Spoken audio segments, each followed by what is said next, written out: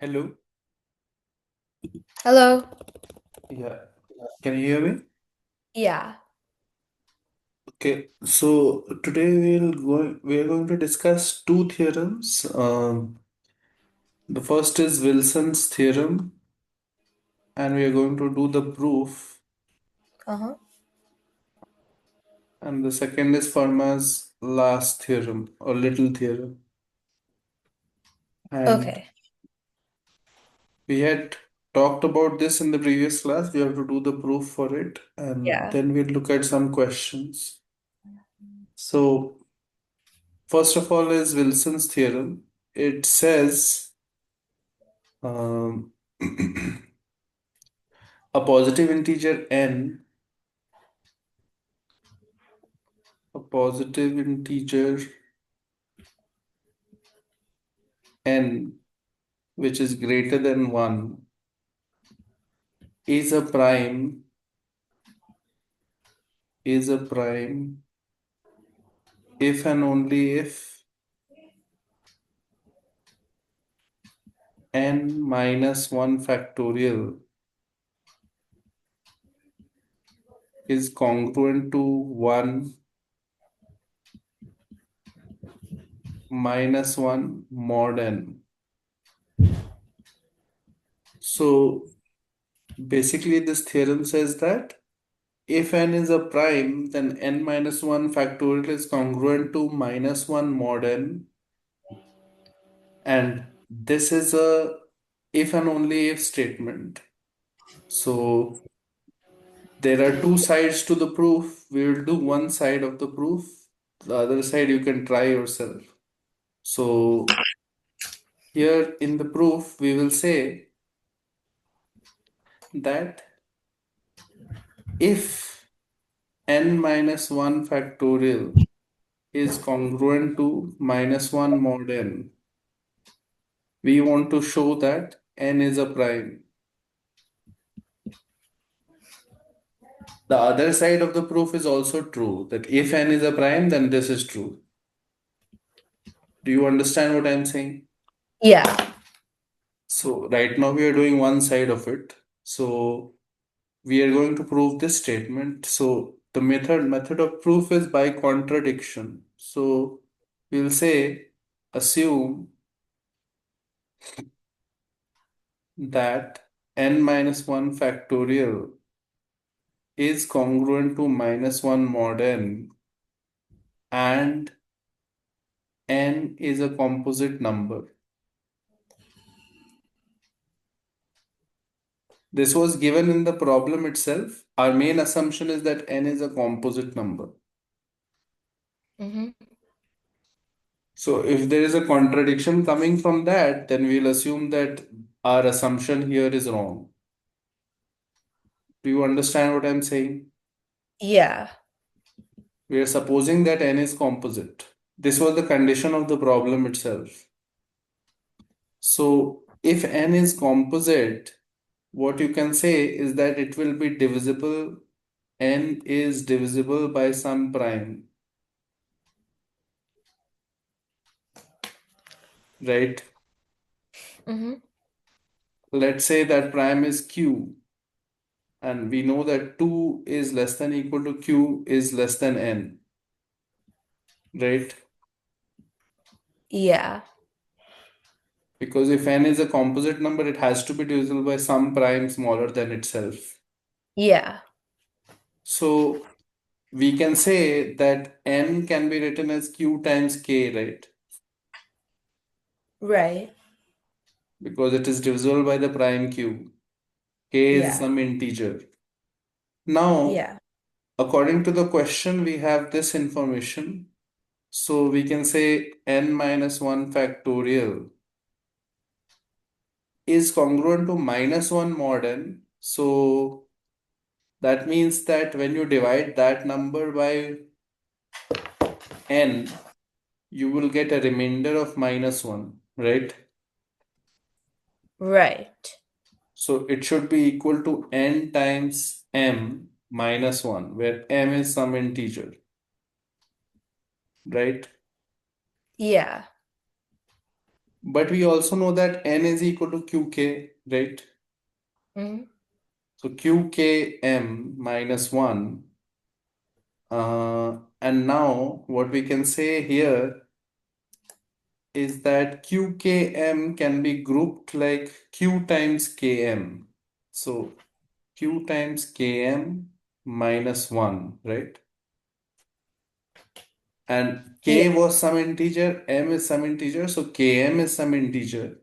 So what we conclude from here is that n minus 1 factorial is q times some integer minus 1, right? Right. So it is equal to minus 1 mod q, right? Right. Yeah.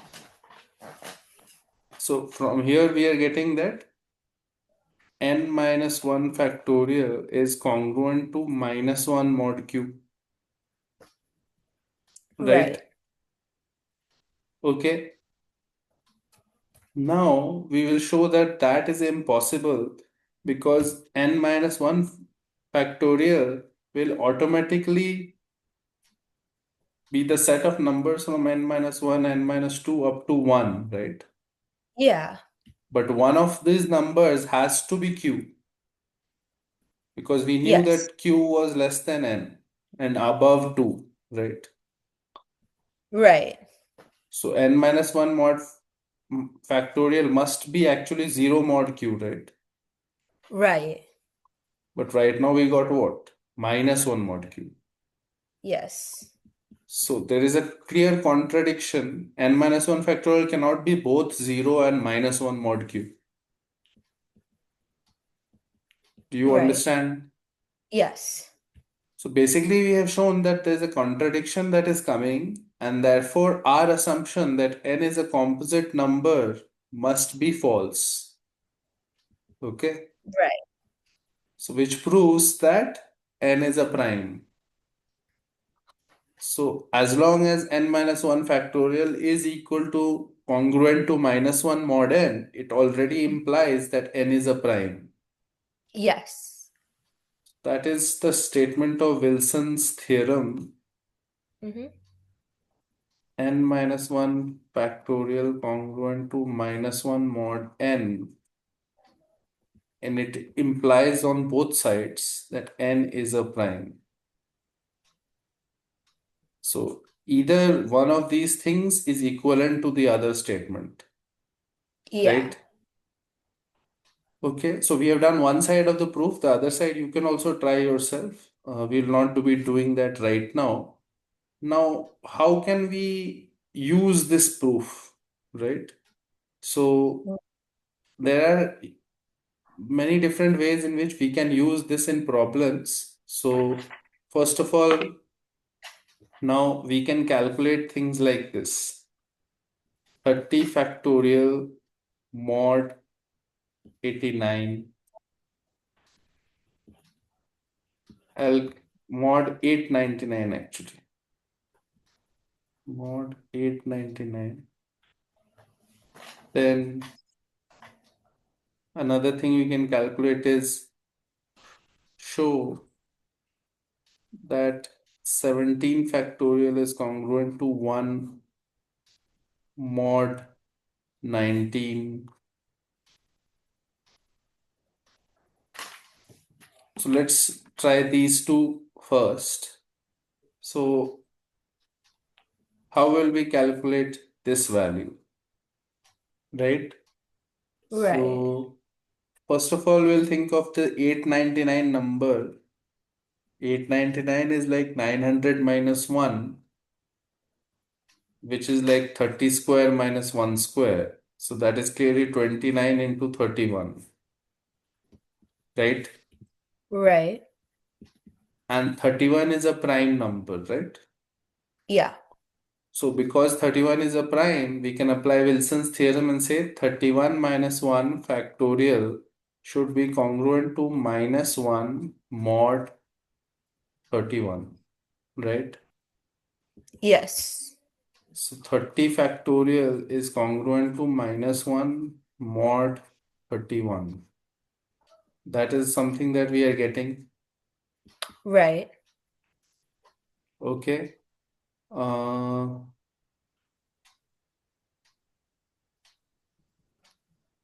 okay.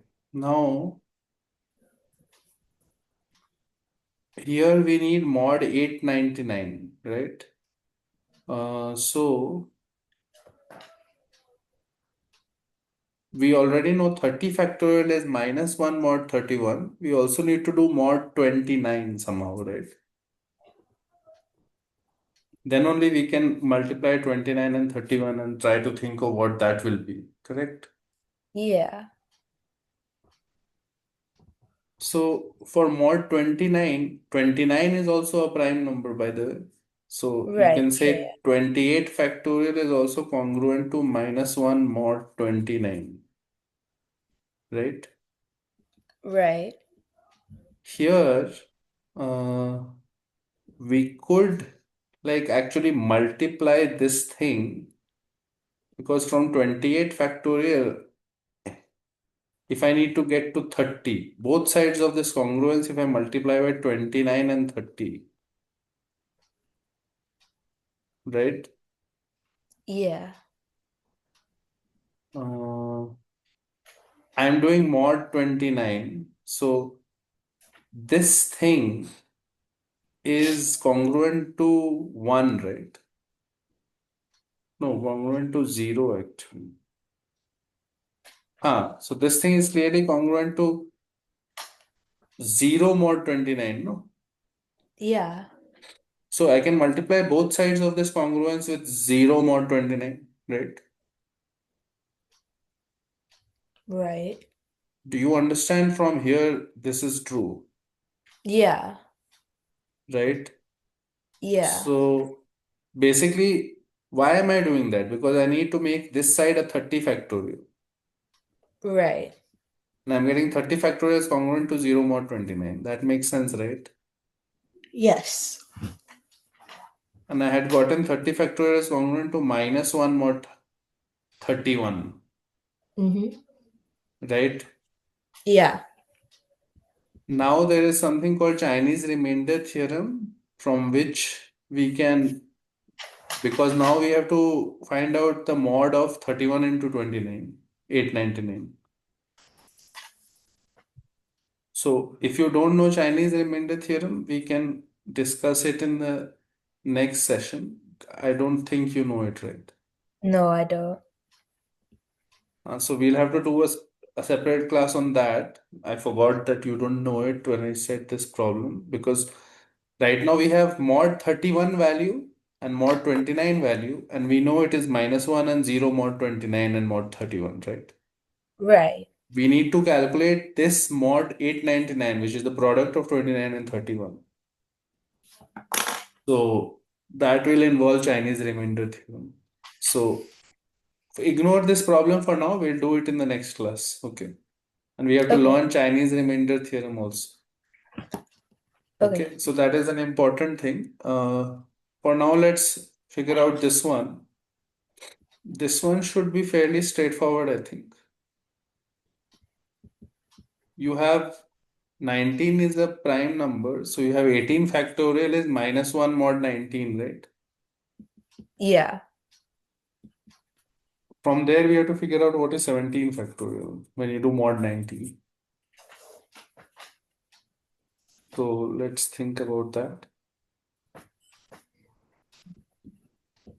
We have 18 factorial is congruent to minus 1 mod 19.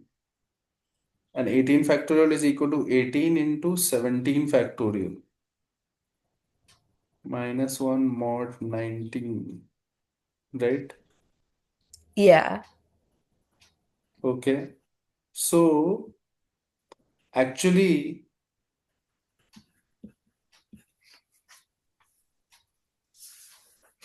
like because 18 is relatively prime to 19, prime to 19, when such a thing happens, then you can divide both sides of the congruence. Like 18 is relatively prime to 19, and 18 is congruent to minus 1 mod 19, right? Yeah. So what you can do is you can divide both sides of the congruence by that. Uh, if it was not relatively prime to 19, we cannot divide because you are doing mod 19, right? Right. Usually division is not allowed, okay? Hmm.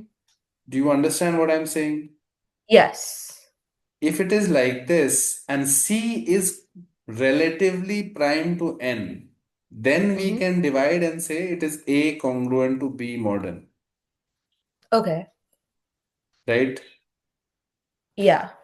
The general thing, if C was not relatively prime to N, it would become A congruent to B mod of N by C. Do you understand what I'm saying? Yes.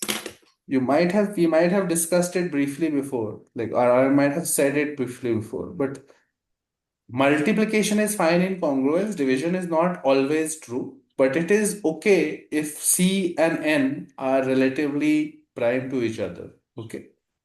In Yeah. that case, we can cancel it off. In Yes. general, the rule is it will become this.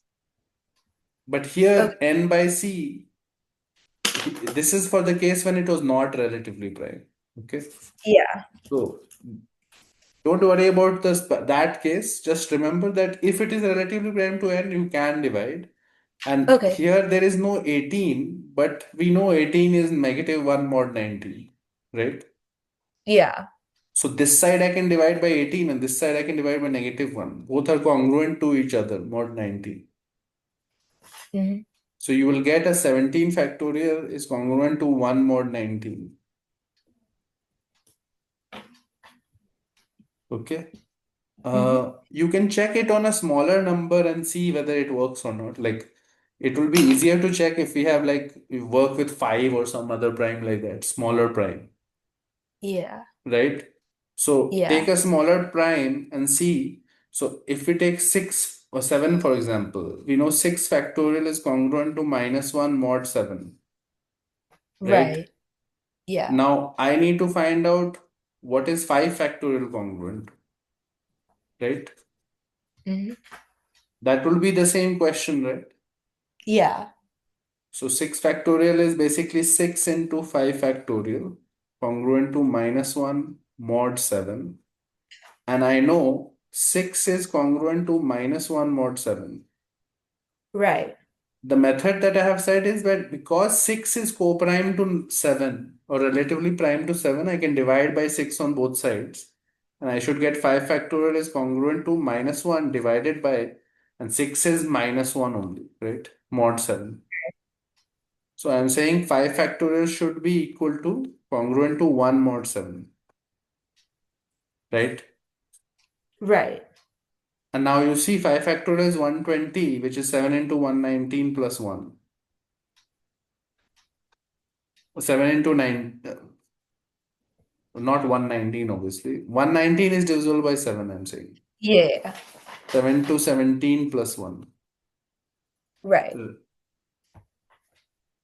Right. So the method is going to work. In general, this is actually a theorem. It will generalize to a theorem. If P is a prime, P minus 2 factorial is congruent to 1 mod P. This is what this example tells us, okay? Hmm. P minus 2 factorial is always congruent to 1 mod P because P minus 1 factorial is congruent to minus 1 mod P, right? This is Yes. true by Wilson's theorem. So we can divide both sides by P minus 1 and do the same thing that I have been showing you, right? Yes. P minus 1 and P are relatively prime to each other, right? Right. Okay. So, or if you are not convinced by this division thing, you can just do it by the definition in a more orthodox way. You can say that P minus 1 factorial should be Kp minus 1, right? Right. And then you think about, okay, what will be p minus 2 factorial and all, right? Right. So p minus 1 factorial automatically is p minus 1 times p minus 2 factorial, right? Right. And you can try and do it orthodox in a normal definition by definition and see whether it is equal to this or not, right? Mhm. Okay, so remember, write down this theorem. This is a consequence of Wilson's theorem, right? Yes. Okay, so now next thing that I want to discuss is couple of questions that we want to do is, first of all, prove that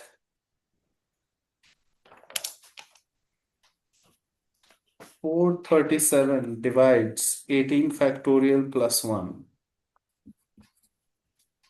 And another problem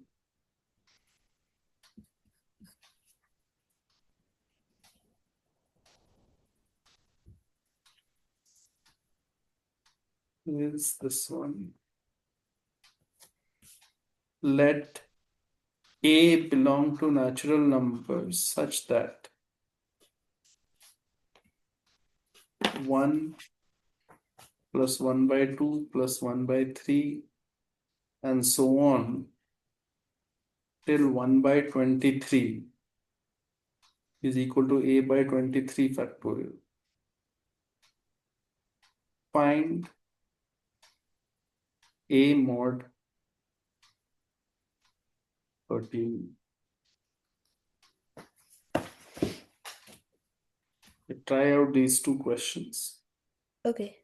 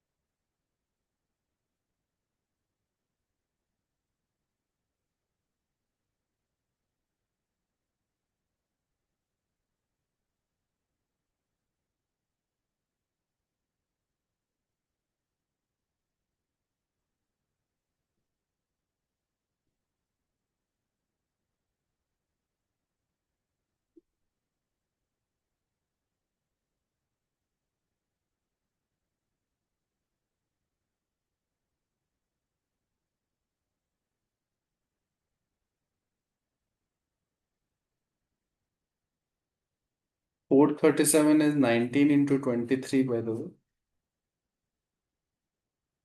Yeah.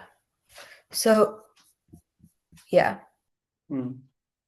If I want to prove that 437 divides this, I need to basically show that 437 times k divides this is equal to 18 factorial plus 1. Right. So 18 factorial is equal to 19 into 23 k minus 1, right? Yes. So basically on the right hand side, if I take mod 19, it will be minus 1 mod 19, right? Right. And it will also be minus 1 mod 23 if I take it, right? Yes. Because these are all 0 mod 19, 0 mod 23, right? Yeah. So we have to show that 18 factorial is satisfying both, right? Yeah. So then Wilson's theorem. So one of them is direct, right? Yeah. But the Because second. 18 is a prime number. So 18 factorial is congruent to minus 1 mod 19 is direct by Wilson's. Yes. You have to do a little bit for the other one, right? Yeah. You have to also show this because then only it will both happen, no? Correct? Yeah. So let's do that part then. So we have 23 is a prime. So we already know that 22 factorial is congruent to minus 1 mod 23. Yes. So that is 22 into 21 into 20 into 19 into 18 factorial, right? Yes. And if you do mod 23, it is minus 1 and minus 2 and minus 3 and minus 4, right? Right. Mod 23, these numbers are what? Yeah. At 18 factorial, we don't know what it is mod 23 yet, right? Yes. So what is the product of all of this? If you think about all of this, it is becoming 24C, correct? Right. Minus 1, minus 2, minus 3, minus 4. It's 24, right? Yes. So the product of all of this is congruent to 24 into 18 factorial, right? Mod Right. 23, right? So it is Yeah. congruent to 18 factorial only because 24 is congruent to 1 mod 23. Right. Do you understand what I'm saying right now? Yes, I Uh, understand. we have just shown that 22 factorial is congruent to 18 factorial mod 23. Yeah. And we already know 80. Okay, so we already know 22 factorial is minus 1 mod 23, right? Yeah. So this is also done, no then? Right. Do you understand what we are doing? Yes. Because 22 factorial was the product of these four numbers with 18 factorial. But these four numbers, when you do mod 23, it's coming out to be like this. It's coming out to be Yeah. 24, which is 1 mod 23. So basically, we are able to show that both the 19 and 23, when you take mod 19 and mod 23, 18 factorial is coming as minus 1 in both cases. Right. So therefore, this thing works and we have been able to show it now, right?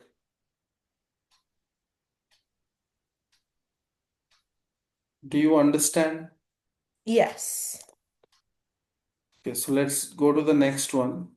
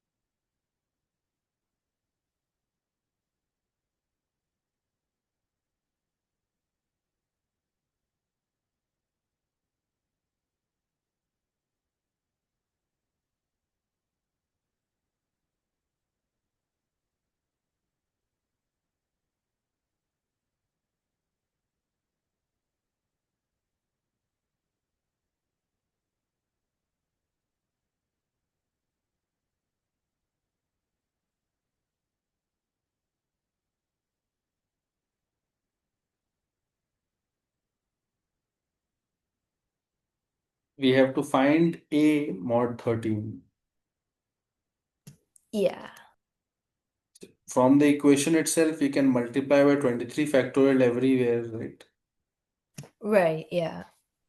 We are getting something like this.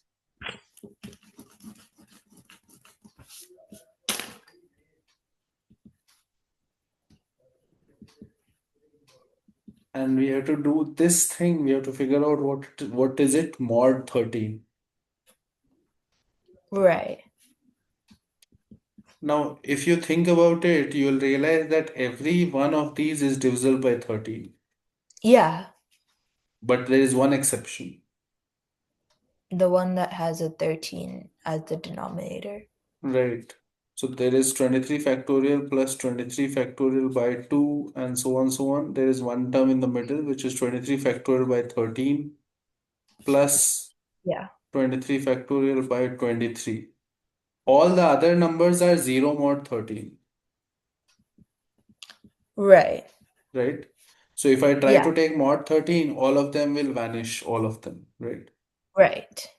So we just have to calculate what is this mod 13, right? Yeah.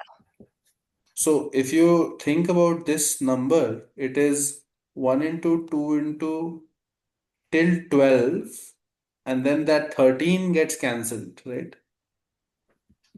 Right. Correct? And after that, Yeah. it is 14 into 15 till 23, right? Right. That is our number, and we have to figure out what is it mod 13. Correct? Right. Okay. So if you convert every number here to mod 13, notice that these are 1 and 2 and up to 10, right? Yeah. So basically you have a 12 factorial here Mm-hmm. multiplied by 10 factorial, and whole thing we have to do mod 13. Correct? Yeah. So, okay. So 12 factorial is 13 is a prime. So 12 factorial should be n minus 1 factorial is congruent to minus 1 mod 13, Right. right? Yeah. And also we have 11 is a prime. So 11 factorial. Oh no, we'll use the other theorem. If you remember, p minus 2 factorial was equal to 1 mod p, right? If p is a prime, p minus 2 factorial was 1 mod p, right? Right. Do you remember? We had just discussed it. Yeah. So that will mean that 11 factorial is congruent to 1 mod 13, Right. right? Yeah. So if 11 factorial is congruent to 1 mod 13, so we can say that 11 factorial is congruent to 1 mod 13, and another number that is 1 mod 13 is 66 mod 13, right? That's also 1 mod 13, correct? Yeah. Why am I doing 66? Because I want to make 11 factorial into 10 factorial. But the only way I can do that is if I can divide by 11, right? Oh, right. Yeah. I have written 66 just for that. Right. Because 11 is co-prime with 13, right? It is Yes. possible to divide this by the common 11 factor. Right. If I write 1 mod 13, that doesn't help us divide much. That's why I made it 66, right? They Yes. are congruent to each other, but now I can divide by 11 and say 10 factorial is congruent to 6 mod 13. Yes. So now I'm getting what? Minus 1 mod 13 here by Wilson's Mm-hmm. and 6 mod 13 here, correct? Right. This, how did I get 10 factorial is congruent to 6 mod 13? It is also a consequence of Wilson's theorem only from here. Yeah. We know this, and then we are doing division by appropriate 11, which was Yeah. relatively prime to 13, right? Right. So overall, I'm getting minus 6 mod 13, right? Yeah. Which is same as 7 mod 13. Mm-hmm. So now I know that the remainder that will happen, A mod 13 will be 7. Do you understand? Yes. So you can use this Wilson's theorem in many ways. Remember the things that we have discussed today, like Wilson's theorem, then the consequence that p minus 2 factorial is congruent to 1 mod p, right? Right. And how we are applying it in different situations. Okay. Yes. Then we will look at a couple of different proofs of Fermat's little theorem. So the theorem says this, that if A and P are relatively prime to each other,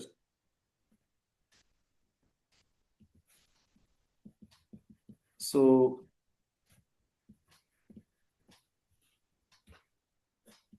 we have A power P minus A is always divisible by P, or another way to say that is A power P minus 1 is congruent to 1 mod P. If P is a prime number, P is a prime number, and A is an integer such that A is not divisible by P, or basically A and P are relatively prime to each other, then Fermat's little theorem says A power P minus 1 is congruent to 1 mod P. Or another way to say it is multiply by A on both sides. You get A power P is congruent to A mod P, right? Right. Do you understand this is equivalent to this? Yes. Or another way to say it is A power P minus A is divisible by P, because that will Yes. become 0 mod P, Mm-hmm. right? So these Yeah. are your alternative ways to state, or the same way to state Fermat's little theorem. We will try to do the proof now. So the first thing that we will do is a proof by induction. Okay. Mm-hmm. So we'll show that the theorem works for all integers by induction. Okay, so for that induction proof, we have to establish the base case first. So base case is when A is equal to 1, okay? Yes. So in that case, 1 power P is congruent to 1 mod P. Obviously, for any prime number, this is true. So I'm Right. proving the version of the theorem A power P is congruent to A mod P, okay? Because if I prove this, then both sides I can divide by A, because A is relatively prime to P, right? Yes. And we'll be able to show that A power P minus 1 is congruent to 1 mod P also. It's the same thing. Yeah. So base case is true for obvious reasons. Then we'll assume that the theorem is working for an integer A, certain integer A, right? So assume Yeah. A power P is congruent to A mod P. The properties of this integer is that A and P are relatively prime to each other, and that P is a prime number, Yeah. right? Now, Yes. our goal will be to do the induction step where we have to show it for a plus 1. A plus 1 par p is congruent to a plus 1 mod p. This is what we need to show, right? We Yes. start with a is equal to 1. We assume it is true for a. We have to use this to prove this somehow. Correct? Mm-hmm. So by binomial theorem, I will do the expansion of a plus 1 par p right now. So it will be a par p plus pc1 a par p minus 1, right? And Yes. pc2 a par p minus 2 and so on till 1 par p, right? And okay, maybe let's Yeah. write the second last term also. It will be pcp minus 1 a plus 1 par p. Correct? Yes. Now, I will think of all of this mod p because that's what I have to ultimately calculate, right? Right. Notice that PC1 is p, right? And this is what? P into p minus 1 over 2, right? Yes. And things like that, right? And this Yeah. is also p, correct? You can Yes. easily show that all of the combinatorial coefficients are divisible by p. Right. You can prove that for anything. Any NC2 and all of them are divisible by n. Yeah. Uh, you can always check it. Check it for any n. It will work. It will work out because anyway, this by 2, it is still an integer. One of them is divisible by 2, right? Yeah. And if this proof that is not obvious to you, then you need to check it a little bit and convince yourself. P will divide. What I'm saying basically is that P divides PCK for Yeah. uh, 1 is less than equal to K is less than equal to P minus 1. If K Mhm. varies from 1 to P minus 1, Yeah. you should check it yourself. It is true. And you can prove this also. Okay. Hmm. So because of that, if I take a mod P on A plus 1 par P, right? Hmm. All of these numbers are 0 mod P. Yeah. So all of these will vanish when you do a mod P, right? Hmm. Right. And you'll be left with A par P plus 1 mod P, right? Right. Now A par P by induction step is A mod P, right? Yeah. So you're getting A plus 1 mod P, right? Yes. So which is what we wanted to show from to establish our overall induction, correct? Right. Which proves that this thing will work for all A's as long as A is relatively prime to P. Right. Do you understand what I'm saying? Yes. Okay, another version of the proof is slightly different. And there, what we do is we consider, so we say let P be a prime and A is an integer relatively prime to P.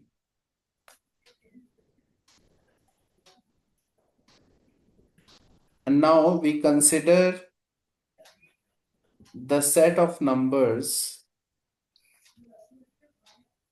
The numbers we will think of are the numbers that are found by multiplying A with integers from 1 to P minus 1. So numbers like 1 into A, 2 into A, 3 into A, till P minus 1 into A. This set is called S. Okay. So basically, we have constructed a set of P minus 1 integers where every integer is A multiplied by 1, 2, 3 till P minus 1. Mm-hmm. right?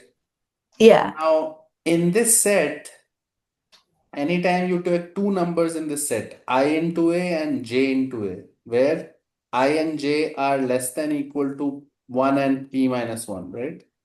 Mm-hmm. Any two numbers, two distinct numbers in the set, you can say that they will always have a, if you do modulo P on these numbers, they will always have different remainders. Yeah. The reason is if they had the same remainders, modulo P, right? If Mm-hmm. IA is congruent to JA mod P, right? Right. Then that implies that IA minus JA is congruent to 0 mod P, right? Yeah. And I minus J into A is congruent to 0 mod P, Mm-hmm. right? But A and P don't have any common factors, right? Yeah. So that implies that I minus J is congruent to 0 mod P, right? Yeah. Which implies that I and J are congruent. Yeah. But I and J, if you take them as distinct numbers, 2, 3, 4, then they are different, right? Right.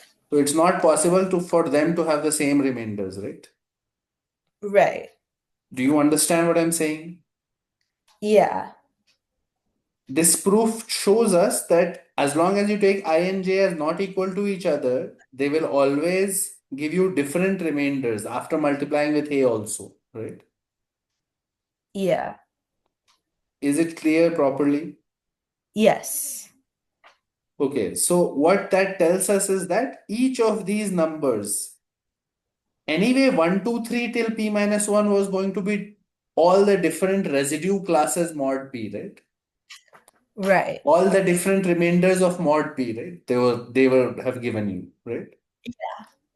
Now you have multiplied all of them by A. But what it has done, it has not changed anything. These are still going to give you all the different remainders, right? Yeah.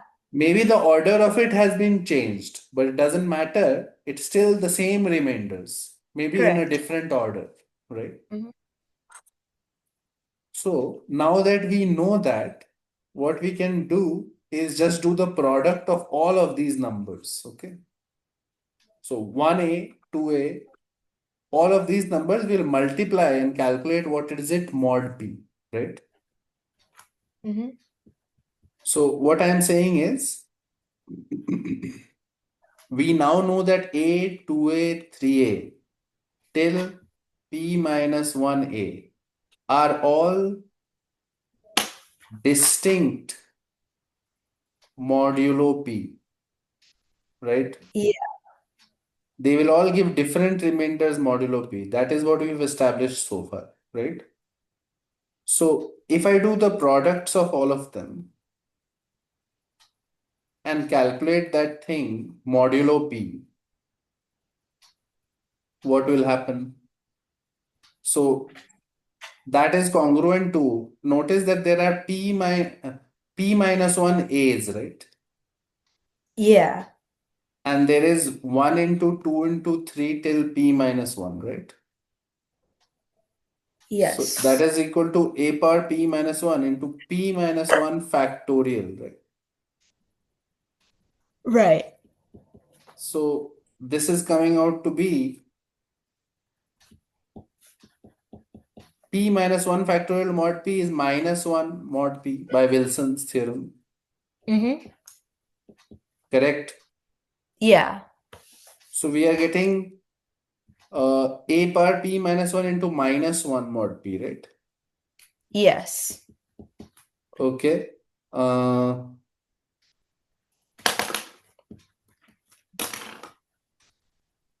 right.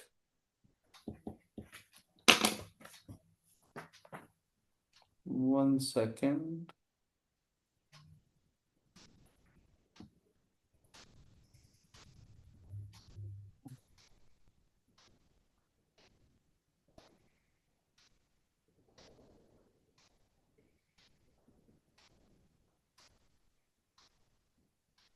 Right. So what we are getting is Uh, 1 into, this was the same thing as 1 into 2 into 3 till p minus 1 mod p.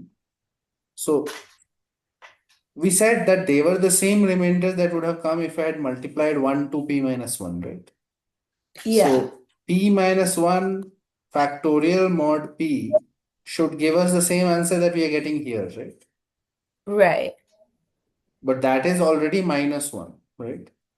Yeah. Minus 1 mod p is congruent to a power p minus 1 into minus 1 mod p, right?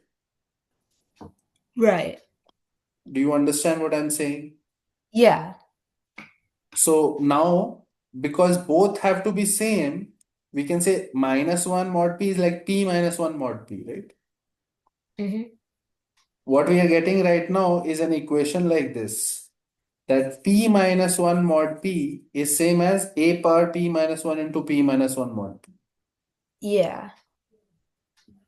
P minus 1 mod p is congruent to a power p minus 1 into p minus 1 mod p, right? And p Yes. minus 1 and p are co-prime with p, so we can divide that, right? Mm-hmm. And we'll get a power p minus 1 is congruent to 1 mod p,